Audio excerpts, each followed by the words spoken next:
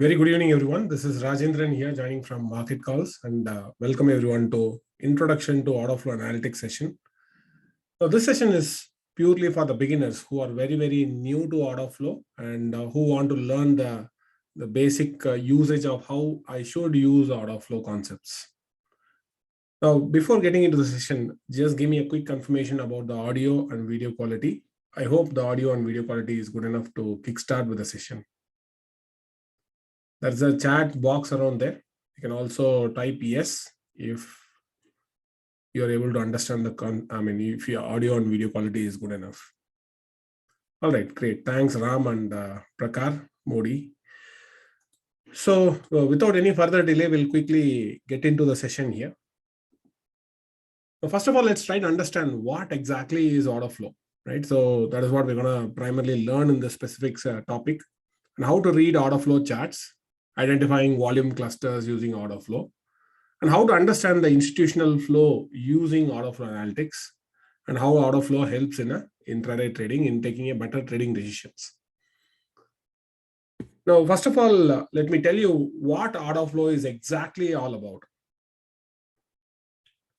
Order flow itself a very simple visualization tool, right? So the concept itself originated back in 2003 by a software company name called Market Delta, which is no more, but more ideas generated post that, right? So how we should see the order flow. Order flow is the first tool to visualize the price action.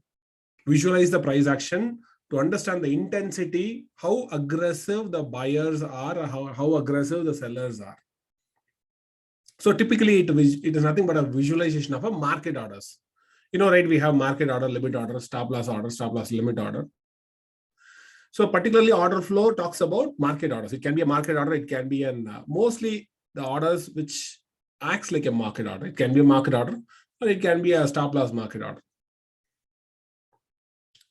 So order flow itself a visualization tool to understand the interaction between the buyers and sellers, which is happening at each and every price level. Maybe I'll show you a small snippet how the order flow looks like. So it is a very simple tool to understand the auction behavior itself. So remember the term auction behavior. That means it is very much connected to the auction market theory itself. So order flow itself, it says what is happening right now in the markets. So order flow talks about what happened right now in the market. It doesn't care what happened yesterday, what happened 2 days back. So hence order flow itself is more of a pure intraday tool, right? So intraday tool, or you can also use it as a scalping tool. So most of the times we can use order flow to identify big orders, where the big orders are generating, where the momentum buyers are coming in, where momentum exhaustion is happening, where stop hunting is happening, where volume clusters are happening, where order flow sweeping is happening. So a lot more things we'll be able to understand from the order flow charts. Of course, order flow can be combined with classical technical analysis also, or you can also combine with tools like market profile or any other volume-based studies like VSA or VPA kind of analysis. You can combine. Now, I do use order flow along with the market profile studies. And I've been using market profile and order flow since 2012 onwards, to be very precise. And very actively from 2014-15 onwards, I've been started using market profile and order flow.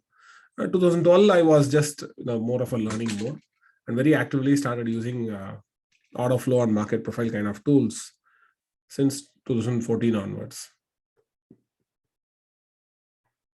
Now, order flow, what it shows is nothing but it shows the candlestick, but inside the candlestick, it shows the volume. That is the crux. You can visualize the intensity of the traders. It also bifurcates the buyer's volume, also seller's volume. Also, buyer's volume mostly on the right-hand side and seller's volume on the left-hand side. So the picture, what you're seeing is an order flow charts. Now, how many of you are very new to order flow? If you're very new to order flow, you can just simply type yes. Okay, Ramkumar Srivatsava is new to order flow. Prakar Modi is new, Vaibhav is new, Vikram is new. Vikram Anand is new. Vinod is new. All right, so probably I can assume that 1/6 of the crowd is new to order flow. Many people are already familiar with order flow, and they are here to learn some other interesting concepts. Muthu Rajamani is new. All right, great. So, most of the candlestick based studies, right? So they give only volume at a single bar level only. So at our entire bar, what is the volume? That is what you can see over here. But order flow uses tick level data. So from the tick level data, we can bifurcate which is a buyer's volume and which is a seller's volume. And then we arrange it in a structural way so that we can able to visualize at each and every price level. Remember, at each and every price level, how the buyers and sellers' behavior are. So since the study itself from 2003 onwards, right? So a lot of techniques and evolution happened in that space. It's more of a modern technology. I mean, it's more of a modern study and modern principle to understand how actually the market works. It has a very close connection with market microstructure. I mean, later on I'll explain what is market microstructure is all about. But now let's try to continue the charts. I'll show you a sample charts over here. The one what you're seeing is a order flow charts. You can see that when the markets are running live, the uptick and downtick will keep on happening. What you're seeing on the left-hand side is the order flow charts. What you're seeing on the extreme right sidebar is nothing but the top 20 levels of bid and ask levels. What you're seeing on the left-hand side is nothing but the order flow charts, which shows the market order, executed market orders. But what you are seeing on the right-hand side is the September month contract. September month contract, we have a buyer also, seller also. Now, how these buyers are different from each other? What we are seeing on the top 20 levels, like top 20 buyer and seller levels at each and every price level, we are seeing buyer and seller, right? They are nothing but what? They're nothing but pending limit orders. They don't move the markets. They are passive orders. What is moving the markets are market orders. So market orders is what? Executed market orders is what you can visualize in the order flow. We cannot see pending orders or pending limit orders. We cannot visualize via order flow. For pending limit orders, if you want to visualize, there is one more tool called Bookmap is there. Probably some other day we'll try to discuss about Bookmap. Now, the most important thing here is, right? So you can see that the price keeps moving up. It keeps on collecting the bins. Small boxes, it's keep on collecting those volume information. Now, those small boxes, we can call it as a TPO or we can call it as a bricks. Right? And it is more of a software control. You can change the brick size the way you want. But however, I have an organized structure. I'll be sharing it. For something like Nifty future, I will be using a 2-point TPO. That means every 2-point price action, I will collect it in one single box. For something like Bank Nifty, I prefer using 5 points. Every 5 points in Bank Nifty price action, I will try to capture it in a particular box of price action. So how much ever volumes are trading in that particular 2-point box, the volume will be collected, it will be accumulated. So if the price ticks up, it is more of a buyer volume. If the price ticks down, it is more of a seller volume over here. You can see that the buyers, price pushes up, buyers are coming in. So it's increasing from 3 to 5. And then again, sellers push it down, again, buyers now. So the price action itself, you'll be able to visualize the price action, how much volume is involved. Suddenly a big buyer is coming in, 509 lots. Now what I should do when suddenly a big buyer is happening, how the price action itself behaving in the markets. Post that big volume, am I seeing a continuation or I'm not seeing a continuation? Now those kind of micro level analysis is what you can do it with order flow. So this kind of order flow is very much required because since most of the traders are, if at all one is an intraday trader, they need to give a micro level focus, especially if you are a scalper, or if you are trying to do a fast trading activity, getting in, getting out of the market faster. So those are the places order flow plays a major role in helping and providing a very detailed information about the trading activity. Suddenly a big volume happens in the market and it stops and it starts falling again from there. So probably many people might be wondering what could be the reason, right? So those kind of things, why it is happening, those principles are explained at a very minute detail level using the order flow principles. All right, let me move on to that. There's a small promo over here. So we are doing an Tradezilla 5.0, an online mentoring session where we'll be teaching our students on market profile, order flow, systematic trading, option trading, and market microstructure analysis, and everything put together. A live market analysis is what we are doing. It's almost 160 plus hours of training, which contains both live sessions also, and weekend we'll be covering mostly theoretical sessions. And of course, the detailed agenda, you can get it at www.tradezilla.co.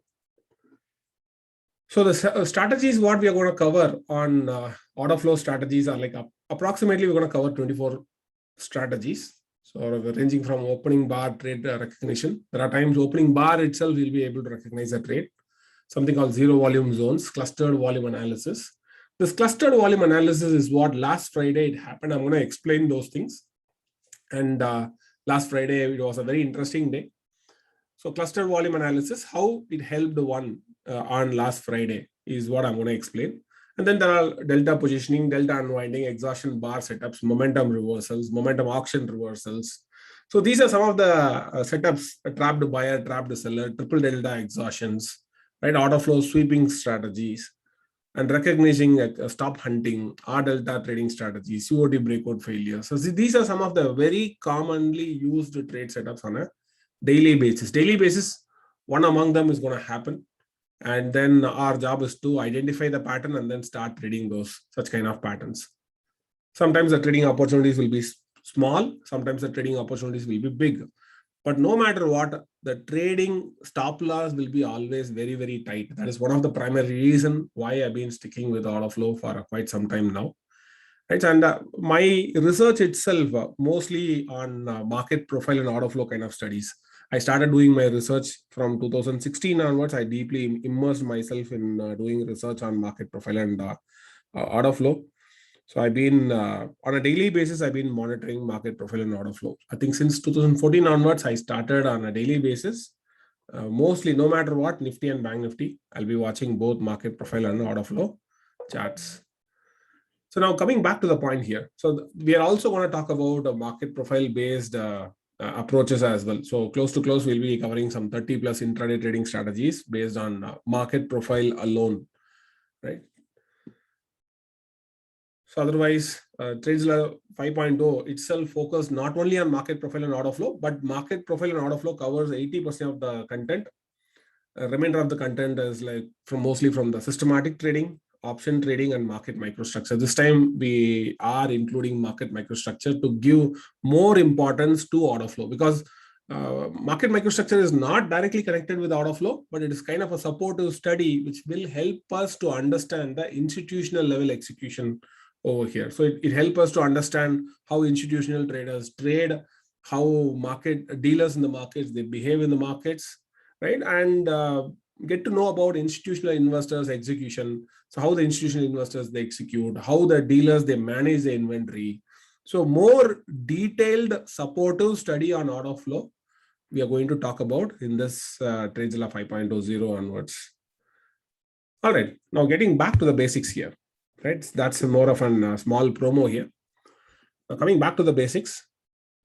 When it comes to order type, we've seen that there are two kinds of order. One is an active order, another one is a passive order. Now, you know that active order moves the markets, they move the price. Market order can be a regular market order or it can be a stop loss market order. You know what happens in market order? Market order goes and pick up the volume. I mean, pick up the opposite party from the order book. Always an active order and a passive order always meet each other.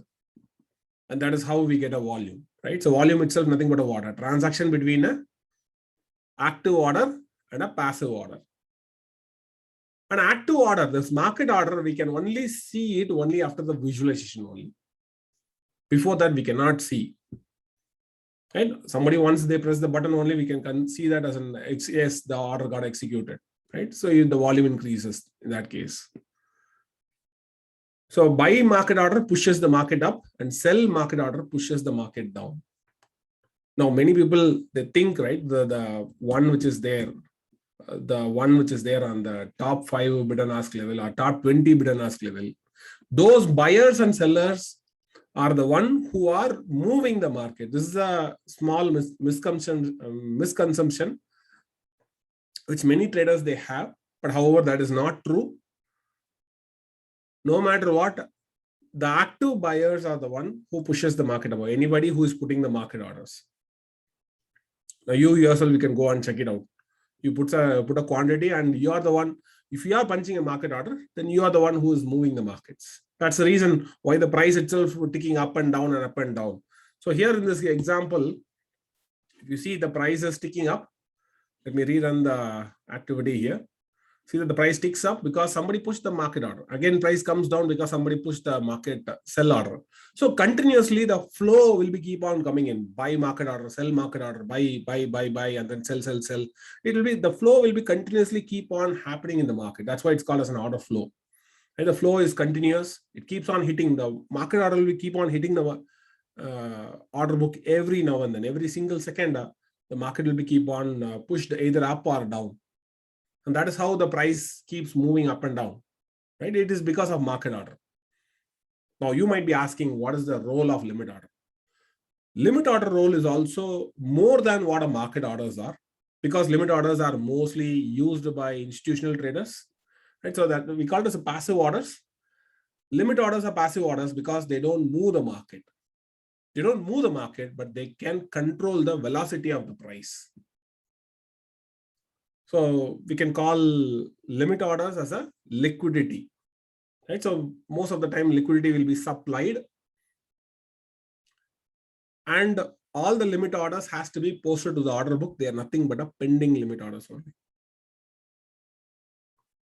Most of the time, institutional traders, they use limit orders to slowly accumulate or slowly distribute without impacting the market price.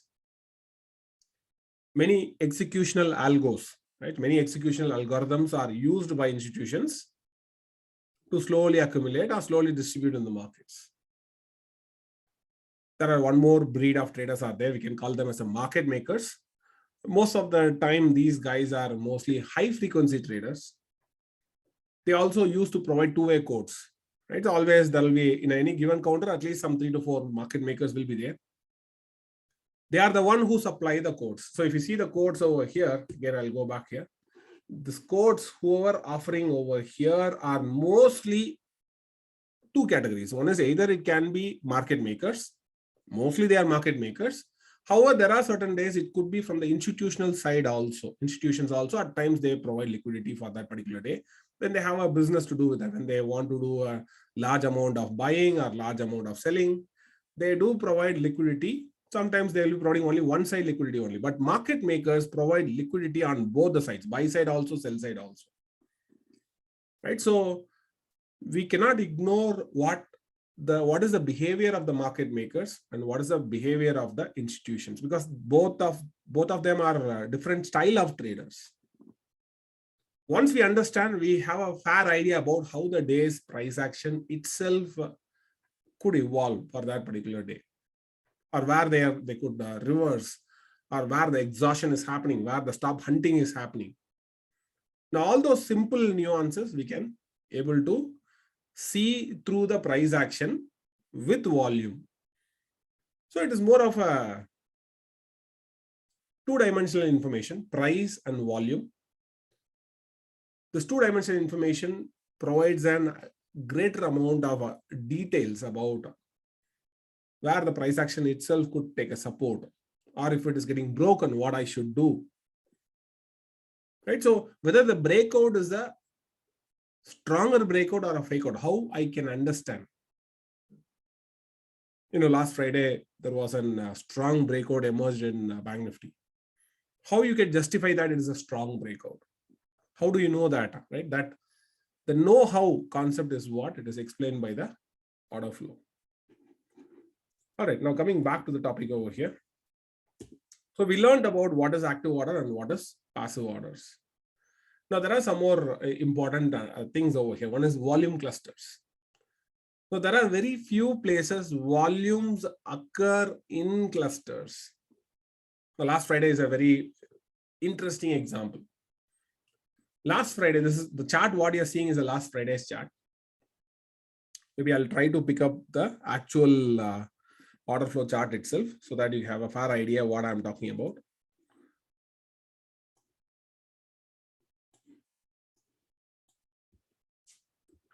So here is the last Friday's activity.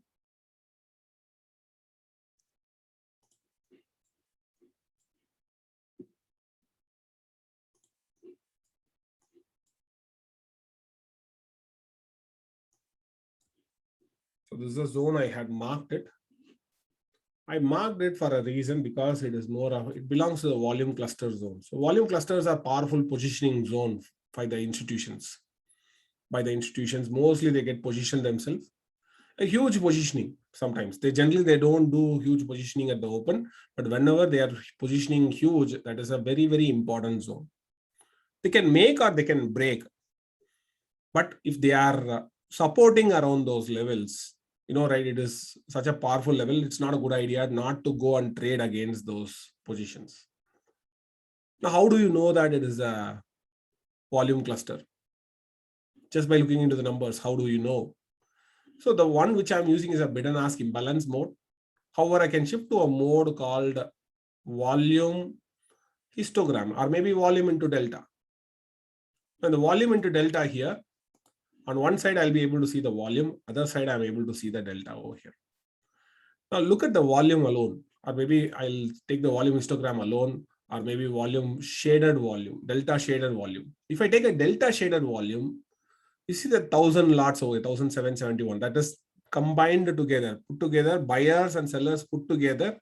I'm able to see the volume over here: 1,771, 1,829, 1,109 over here, and 464. A very reasonable volume, not a very big volume, but it is a reasonable volume. Now, this is more of a volume cluster. How do you know that it's a volume cluster? Because such kind of volume never happens every now and then. That too at the opening bar. Opening bar, it's happening is very, very minuscule. So this volume is very, very important. There are times price could defend, or if this price breaks, it could lead to a faster sell-off. We really don't know what is going to happen, whether that levels are going to break or not, but this is such a powerful level. This is what only thing that we can know. The last Friday, I was waiting for this price action to come down. So price was coming down into this case. So this is from the delta shaded volume perspective, right? So from the delta shaded volume perspective, what I'm seeing, a huge volume. So that is what I just marked as a zone itself. It's a zone. So almost 4 blocks of zone. You know that each and every block is 2 point in size. That means it is 8 block zone. Now there are 2 ways you can play this game. One is if the price is entering and it is not giving back down. So prices are entering into the zone, again pushing back down. Again, it's precisely entering into the zone, not breaking, but it is bringing back up. Again, entering into the zone, bringing back up. One is either you can use it as a stop loss. You can use this zone as a stop loss. You can use this zone itself as a stop loss, or another way that we can use it over here is like you can use this zone. If this zone is getting broken, let's say if this zone is getting broken, my short trades will get initiated. Either one of the thing is what one can do, right? So one is the zone will be acting like a support, very important zone for that day, because volumes are such a powerful volumes over here. The volume itself highly powerful volumes, very good volume clusters. So could be an institutional positioning, or if at all they are breaking down, the institutions could unwind for that particular day. Right? So obviously the cumulative delta was running negative on that particular day. So I don't need to think much of a negative activity immediately. But later on, we thought like, okay, market could be rotating and they could be testing the day high. And maybe second half, if at all there is going to be any sell-off, we can go and look for a shorting opportunity. But last Friday, there are no sell-off also. Market started keep on moving up very slowly. But this level, the zone over here, it haven't broken down at all. The zone never broken down at all. So it was such a powerful zone which happened last Friday. Even in Ninja Trader, right? The tool what I'm using is a Ninja Trader one. You can also scroll and extend the zone. And you can extend the zone. Apply. In that case, you can see how the entire visualization of the activity happened for that particular day.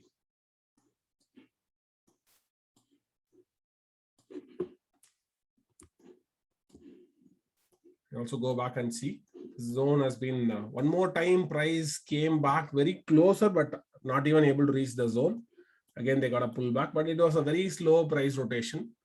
And slowly they started going through the upside, and finally they also closed around the upside level as well. Right, so such kind of volume clusters are very, very important. So we have a classification on volume cluster itself. Some volume clusters, they go sideways. Some volume clusters, they act like a sideways markets. So how to identify such kind of volume clusters, right? So last Friday, probably not much of a bearish odds. That cluster was acting like a support, not giving up also. So that is a very important minute details, very minute details.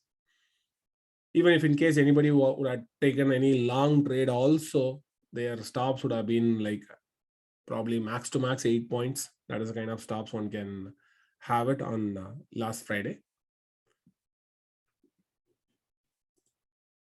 And coming back to the data itself, so many people's question is like which data I should use. Different types of data is there, right? So most of the data vendors like Global Data Feed, True Data. So if you are already an AMI broker user or Ninja Trader user, you know who Global Data Feed and True Data are. They are basically data vendors. They provide level 1 data. Now, level 1 data, they will give you only top bid and top ask levels only. Mostly they provide only tick level data.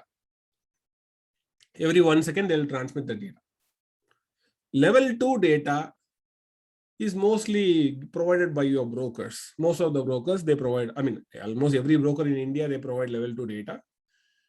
So when it comes to level 2 data, you will be able to see up to 5 levels of order book. Top 5 bid and ask levels you'll be able to see from your broker terminal itself. Now, level 3 data, some of the premium vendors or premium brokers, they provide level 3 data. When it comes to Indian markets, Interactive Brokers provides, and also Zerodha provides level 3 data. And recently 5paisa also started, I believe. I think more and more big brokers will move towards level 3 in order to showcase themselves as a big brands.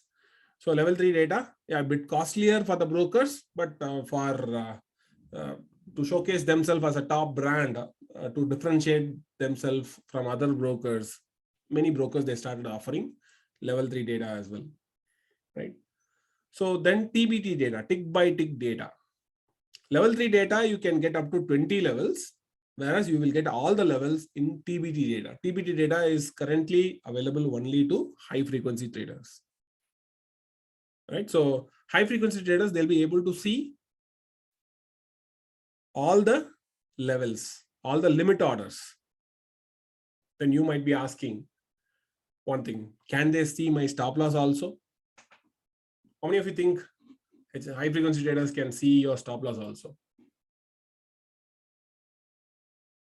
If yes, you just type yes.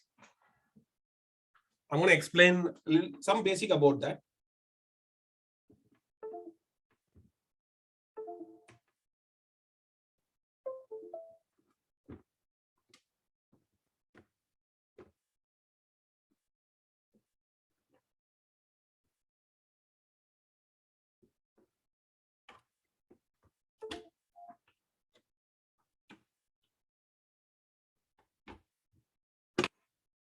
All right.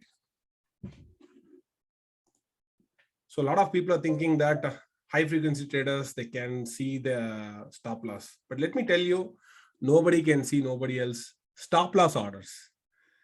The reason is, that is where the market microstructure, we have to understand how the exchange works. Let me go and explain with our whiteboard over here. I'll go to the whiteboard. I'll try to explain what happens when the orders are submitted. When I am submitting let's say I'm a retail trader. I'm a retail trader. I am sending limit order. Limit order straight away it goes and sits in the order book. Not every limit order, provided if the limit order is less than the last traded price. If it is a buy limit order, it goes and sits. Likewise, for sell order, if it is more than the last traded price, it goes and sits in the order book. Assume that you're putting a limit order, it goes and sits in the order book. It becomes a pending order, right? Pending order. Now, this order, HFT traders can see. HFT traders can see. Why? Because they have access to all the levels. HFT has access to, high frequency traders have access to all levels. All the price level, any limit orders you are sending, it will go to the order book. Now think about it. I'm putting a stop loss order. I'm a retail trader. I'm putting a SL limit order, either a SL limit order or SL market order. Do you think it will go to the order book? Will it go to order book?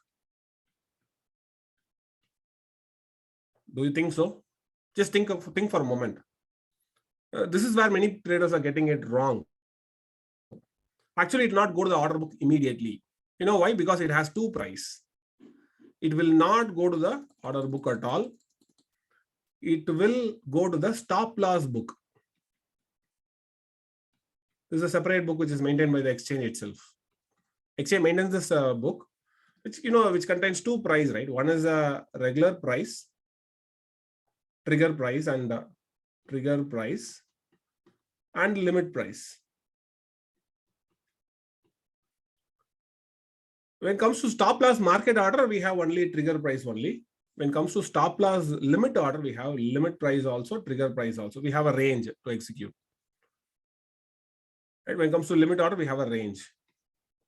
So this stop loss order book will not be visible. HFT can't see. HFT can't see. HFT can see only the order book only. HFT cannot see what is there inside the stop loss book. For privacy purpose, exchange is not revealing the information to anybody else. But, it is a very common rule that most of the traders will be keeping their stop loss around round level. Some traders, they'll be keeping their stop loss exactly around 18,000 levels. Some traders, they'll be keeping at 18,500 or 18,100. So these are the round number figures. Many small traders, they'll be keeping their stop loss around those round number levels. This is a very well-known phenomenon. A lot of research has been done on this. And some traders, they'll be keeping their stop loss at previous day high, previous day low, or previous day high plus some 2 points, previous day low plus some 3 points. Like kind of buffer is what they will keep most of the time. That is also very much predictable. Based on that behavior only, stop hunting, they do happens in the market very frequently. All right. So otherwise, stop loss order book, nobody can see. But SL limit order, if the trigger is done, limit order price will go and sit in the, it goes to this order will go and sits in the order book. Stop loss market order will not go to order book at all. If the trigger is touched, stop loss market order will go and execute directly as a market order. But until the trigger is not touched, it will be still sitting in the order book only. I hope now you understand the clarity between what HFT traders can see, high frequency traders, the market makers. Or we can also call them as a wholesale traders or dealers. So these traders, they will be able to see only the limit order book only. And that is more than enough for them to look into or designing various styles of strategies.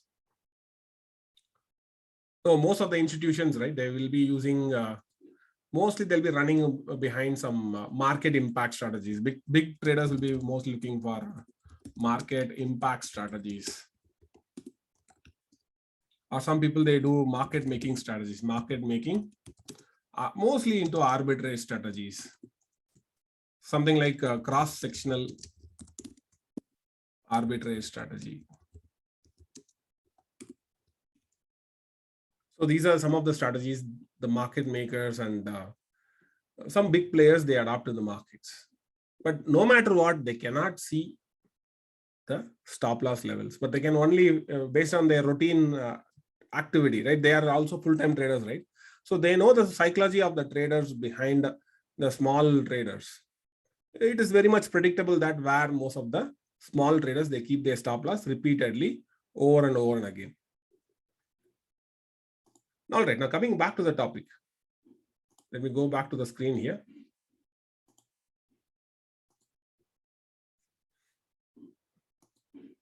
Now let's say what I should observe from the order flow charts. One is I'll be monitoring big orders.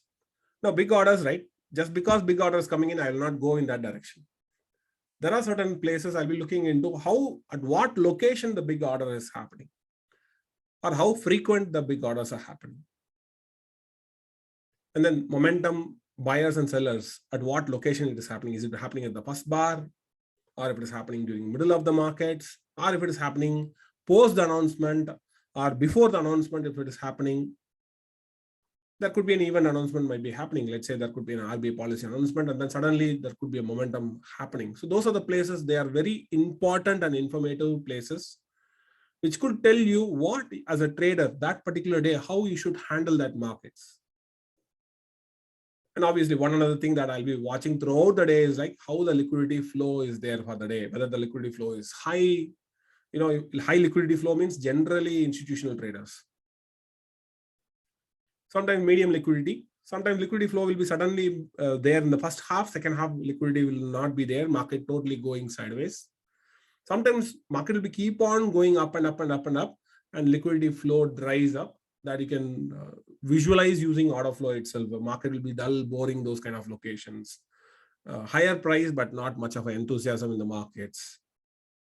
And then momentum exhaustion, stop hunting, trapped buyer, trapped seller, volume clusters. So these are some of the few things that we can observe on a daily basis. So these are very routine things that I do observe from the order flow charts. Now think about, here is the settings for different symbols. Typically, I don't use order flow for stock-based trading, though you can go and use it. But I primarily apply order flow studies only on Nifty futures and Bank Nifty futures only. Even in TradeZilla 5.0 or 4.0 also, we will be teaching only with Nifty and Bank Nifty future charts as an example. We'll be explaining what is happening in the live market itself. We'll be explaining. So something like Nifty, as I said, something Nifty comes under the price band of 10,000 to 20,000 range. I prefer to use a price per tick as 40. So this 40 is nothing but the software control settings.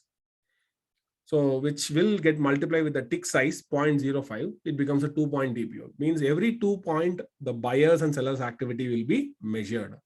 I can change. If I want 1-point TPO, I have to fall back to 20. Right?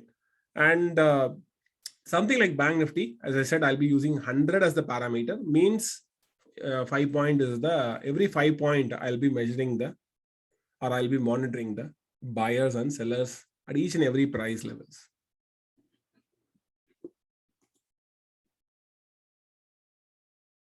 Can we watch passive limit orders through Bookmap in NSE?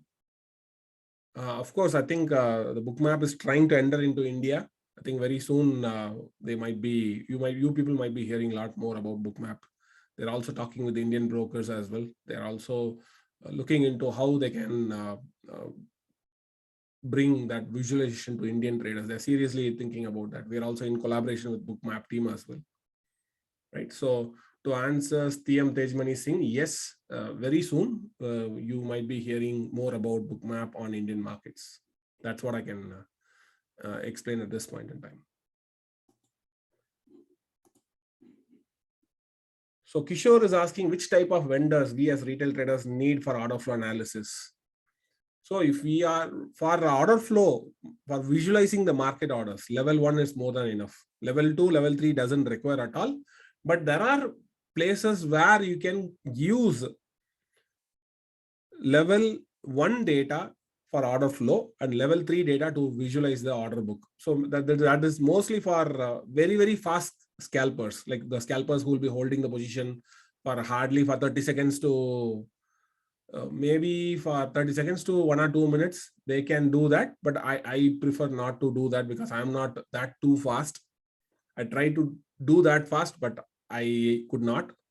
Most likely my trades in a day will be like 18 to 30, 40 trades. The highest which I done was like 63 trades in a day.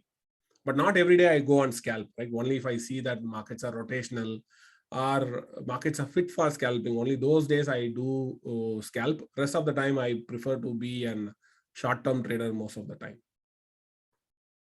So when it comes to data vendors, the data vendors like Global Datafeed and True Data is at this point in time, it is more than enough. But when it comes to Bookmap, right, you need level 3 data. Level 3 data, minimum 20 levels are required when it comes to Bookmap usage.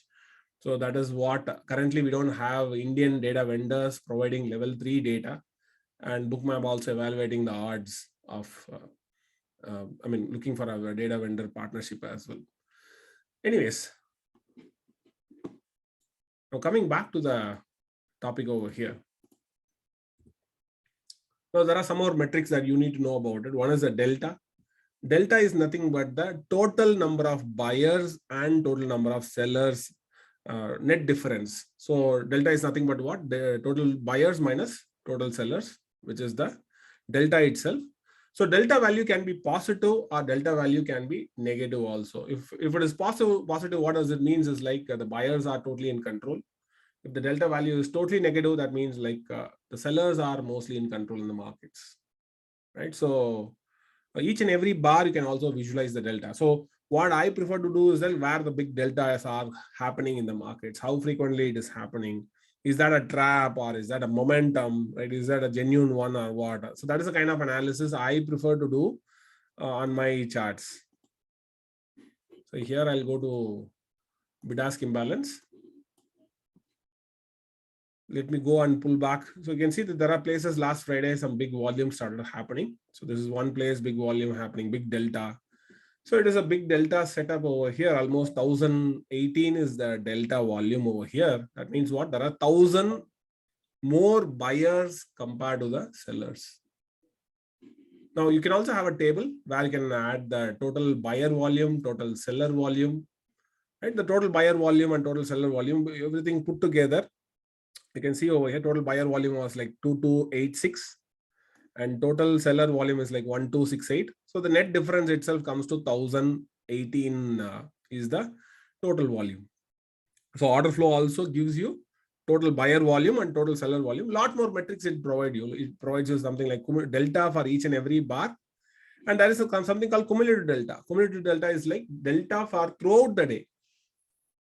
For that particular day, overall, how much buyers are there or how much sellers are there, net buyers for that particular day. So the cumulative delta as on last Friday is like 6,000. So not 6,000, but 5,877. That means on Friday, there are 5,877 more market orders placed compared to the market sell orders. That means what aggressively buyers was betting on last Friday. That's what it means. And markets also went a bit kind of an elongated one as well.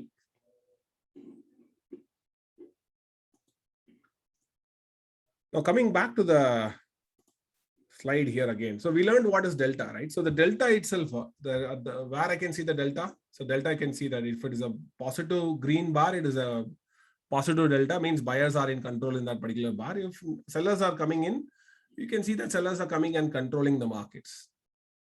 Now, some people's question will be like, if I track delta, can I go on, if there is a big delta, can I go and buy it? Of course, it doesn't work like that, right? So using the delta, we have our setups based on that, some sort of a slightly price action patterns that we will be monitoring, a very simple price action pattern that we'll be monitoring. Based upon that, the context changes. And sometimes a big delta forming on the downside, it could be a bottom for the day.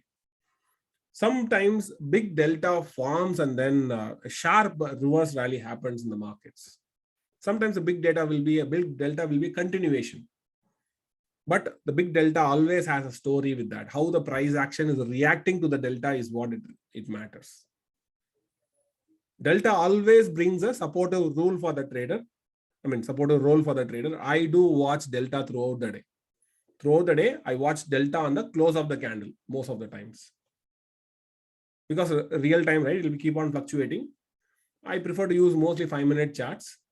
So on a 5-minute chart, how the delta is behaving, I do use most of the time to try to understand what kind of price action could happen based upon the current price action, how the price action is, whether falling or rising, and at what level the delta is happening. Is that a trap or is that not a trap? Those kind of things are more of a live interpretation. There's no point of doing a post-mortem here at all. All right, so order flow itself, not for the traders who want to do post-mortem. It is more for a live analysis. Most of the analysis in order flow, one have to do only during live market hours only.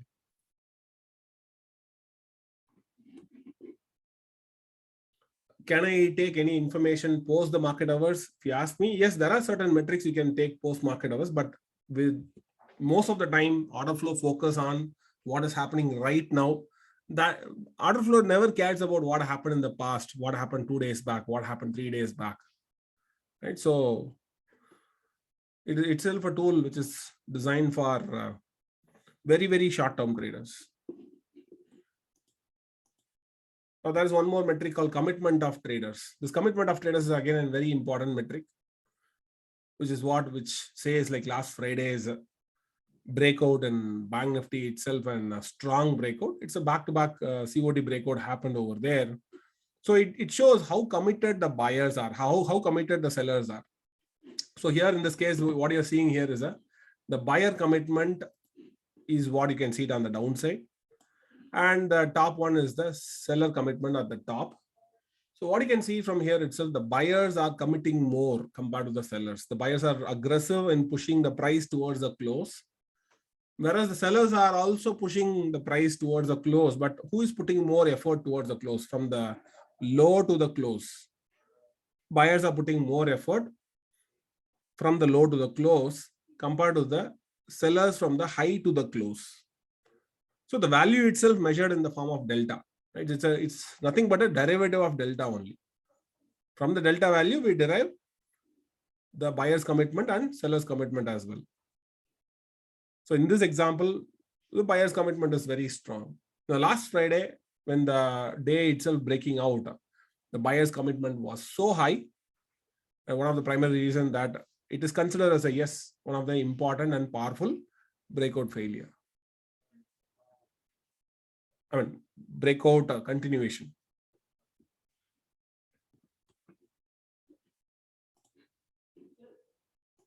So what else we can learn from order flow? So there are various order flow blocks are there, right? So among this, there are various different modes of order flow is also there. Bid and ask. Bid and ask is a classical one. Bid and ask imbalance is what I do use a lot. I also use delta setup. I also use a volume delta setup also. Volume histogram once in a while, yes, I do use it. So I am more of a bid and ask imbalance user. So in a bid and ask imbalance user, I'll tell you what happens. You can do the momentum settings. So if I right click, I'll go to the indicator settings. You can go and define various indicator controls. Some of the indicator controls I'll explain here. First of all, at the top, I'll be choosing the template as bid and ask template, so that it is more of a template to identify where the momentum is happening in the markets. Enter the lot size. So what are the number which I'm seeing over here are shown in only in the lot size only. Now, followed by that, I also set up a brick size. You know, the brick size setup I showed you, like for a 2-point TPO, I set 40 as the value. This 40 will be multiplied by 0.05. So I'll be able to see every 2-point TPO, I'll be able to get those volume activity. And the delta calculation type itself, I'm going to use bid and ask. It doesn't matter, bid and ask are uptick, downtick. For Indian market, the tool recognizes intelligently, and accordingly, they'll be switched accordingly, whether the bid and ask or uptick, downtick method. So these are the two different methods, how the bid and ask itself aligned and calculated. View type, for me, it is bid and ask imbalance. And the imbalance multiple, I'm going to use 10 times. That means when I compare the volume, I compare diagonally. If the volume of the sell side volume and buy side volume are more than 10 times, then it will be shading that block. It's a momentum block. Right? So that will be very helpful. Not in every case, but there are certain cases it will offer as a powerful information from the intraday perspective. Now, the next thing is like, I told you, like these are the other setups. You can also enable or disable whichever the table that you want. You can also enable or disable from here, or you can also enable or disable from the top of the table. The tool which I'm using is a Bell TPO tool. And yeah, so you can also go and control the other variables, controls, colors, everything you can go and control. But the data collection type should be always in a tick type only. So that's why it listens to the tick data. You should not supposed to disturb the minute or day type over here, because there's no point of doing such kind of things. You will get a skewed information.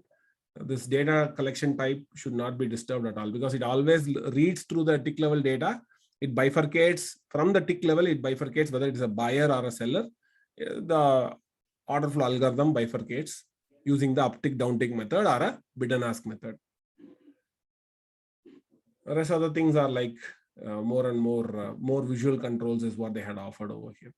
Very interesting visual controls. All right, so I guess this is some of the very basic things that I thought like I should share this week. Next week, we're going to talk about some of the market profile basics, where we'll be talking more detailed information about market profile setups, and also how we can use market profile from an intraday perspective, and also how we can use market profile from a very, very short-term perspective. All right. So let me take some more questions over here. Arun is asking when this new version of Bell Order Flow Ultimate will release. I think it will be released probably. They are already talking about releasing probably either this October or November. I'm not pretty sure about it. Is this tool available? Yes, you can go and get it from belltpo.com. So you need a NinjaTrader and also Bell TPO on top of that.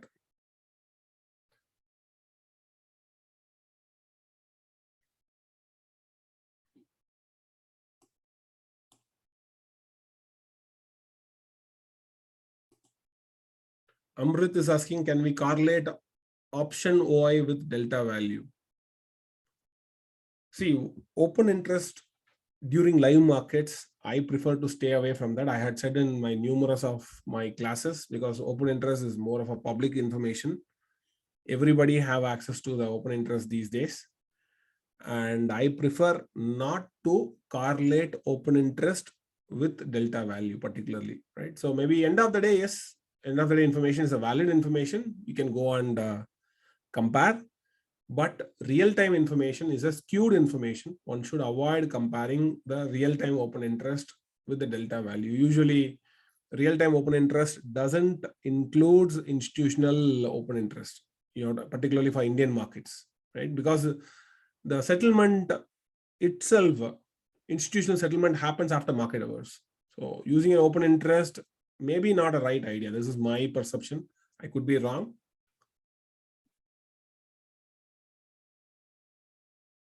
So Abhishek Saxena is asking, is fully automated trading possible by market flow analysis? Yes, you can take the tick level data. Most of the data vendors like Global Data Feed, they are offering. You do your analysis on top of tick level data, which is nothing but the basics for the order flow. So on top of that, you can develop and design your own order flow analysis strategies. Definitely can do with that. Or if in case if you're having access to level 3 data, right?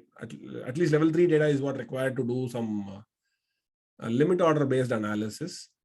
In that case also, yes, you can go and do such kind of, on top of that, you can develop your own algos around that.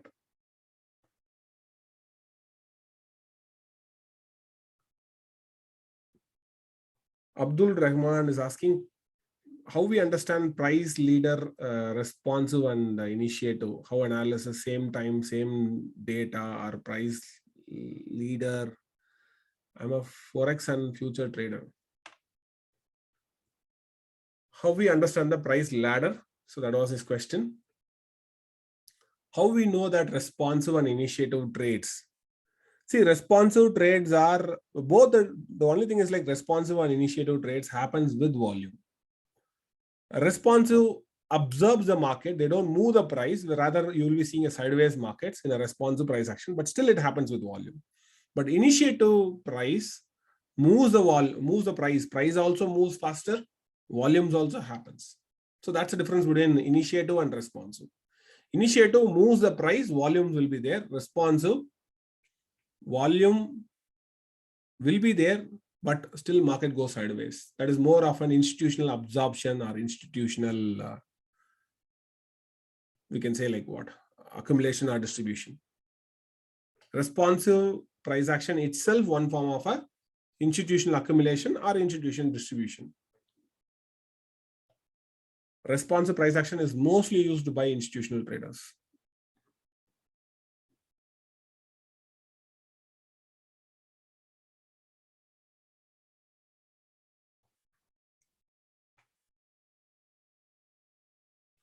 Is this buying is good or they are emotional buyers in BNF? See, particularly this is more of an earning season.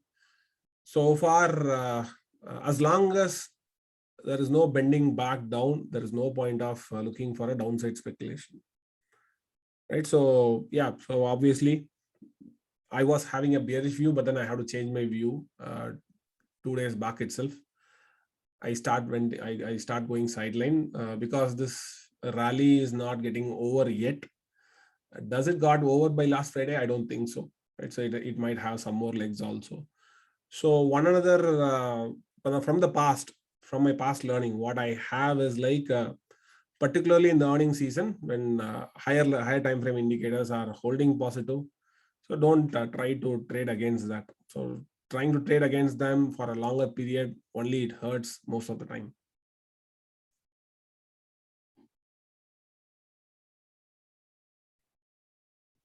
So next week we'll be talking about market profile as well. So where I'll be talking about the market outlook based on the market profile. As of now, I don't want to mix market profile with order flow in today's case.